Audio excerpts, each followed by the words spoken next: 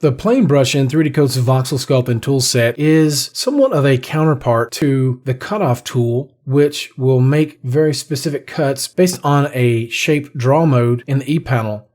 The plane tool allows you to set the point at which the cut will begin, and it will go toward the camera or towards the surface.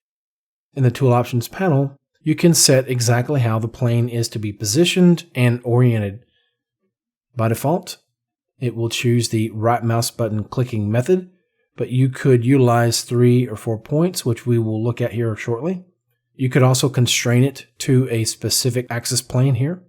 The default option for plane orientation will be pick point and forward direction, meaning the plane will always face towards the camera.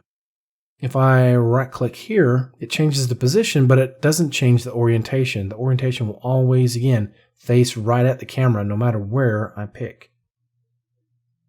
Now, one thing you may have noticed is a lot of your cutting plane is obscured by the model itself. In some cases, that may be preferred, but in this case, you may want to actually ghost the model so it's semi-transparent. That way, you can see all of the plane and you can still see what it's actually going to cut. However, by default, 3D Coat chooses Do Not Pick and Do Not Act for ghosted volumes. We can change that here in this list menu to pick and act. So allow me to go ahead and just brush. I can turn ghosting off for the moment. And if you want, you can set a hotkey for toggling ghosting. Let's hit the N key, and I'll choose a little question mark / button on the keyboard. All right. So let me undo first. Okay, and let's make a cut here. I'm going to turn symmetry off for the moment.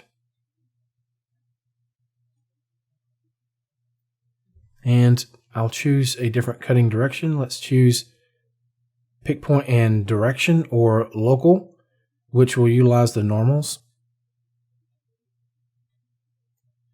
So you can see no matter where I pick, now it's oriented along the normals underneath the brush. Now what about moving the plane forward or backwards? You can hit the plus key on your keyboard to move it back. If it's not moving fast enough, you can change the increments here at the very bottom of the tool panel. Let's change that to 1. So I'll pick my point again and hit the plus key. Each time I want to move it further back. And I can brush. I'll undo. Or I can hit the E key to bring the E panel to my cursor.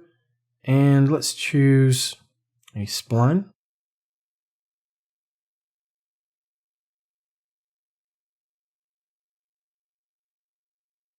I'll hit escape. I'll right click to harden these points. Or you can just right click until it changes to the desired point type. All right. I get the enter key when I'm using a spline. I'll hit escape. Another option is to choose by 3 or 4 points. I'll go ahead and use 4 points. So what I would want to do is click the colored buttons to set the point.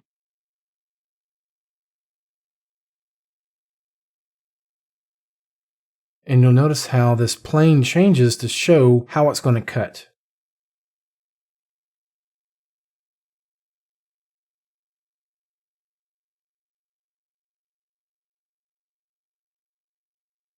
I'll hit escape to drop the initial creation of the spline.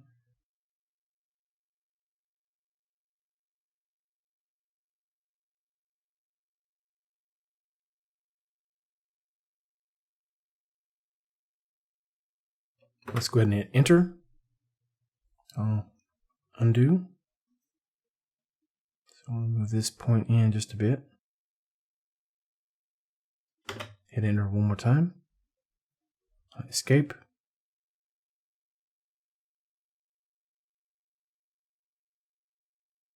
Now if I want to see what that looks like with symmetry turned on, I'll turn that on now and click the Apply Symmetry button. Let's choose 3 points. Right click on the point. When it's highlighted, I can move it. Right mouse button, click and drag. And I hit the E key and choose a regular brush.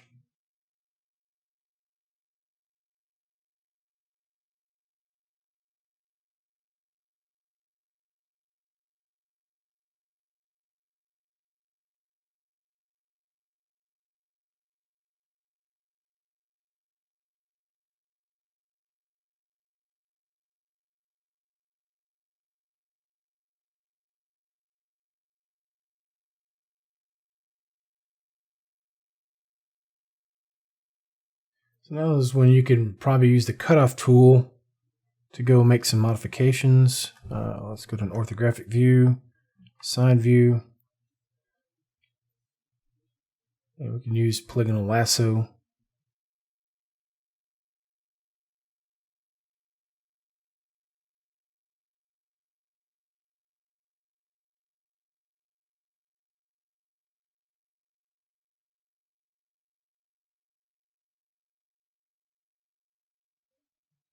So the advantage of using the plane brush as opposed to the cutoff tool whenever you're wanting to make certain cuts is that you can see using the plane exactly how deep you're cutting into the surface, whereas the cutoff tool, if you want to make a specified cut into the surface but not all the way through, you would have to use a depth limit here. Let's uncheck that, and if I make a specific cut, by default, it will always cut through. But again, if we change the depth limit to, let's try 10. I don't really know right now how far that's actually going to cut. I'm just having to guesstimate. That's way too deep, maybe. So I'll undo, and let's go back to something lower like 2. So it's more of a hit and miss prospect. Whereas with the plane brush, you can see exactly how deep it's going based on that plane. I can hit my ghosting hotkey so I can see all of my plane. We'll choose a polygonal lasso, and we can make the exact same cut. All right, so I'll undo.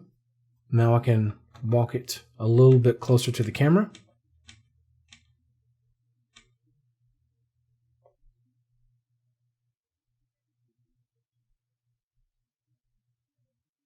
All right, I'll undo.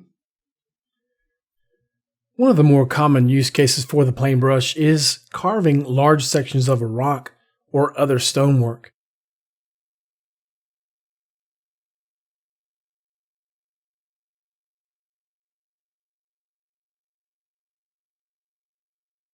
Once you have completed your work with the plane brush, you can use other tools that complement it very well, such as the scrape brush. Then you can switch to surface mode and apply some noise to finish it up. That's going to conclude this exploration of the plane brush in the voxel sculpting toolset. Thank you for watching. We'll see you in the next video.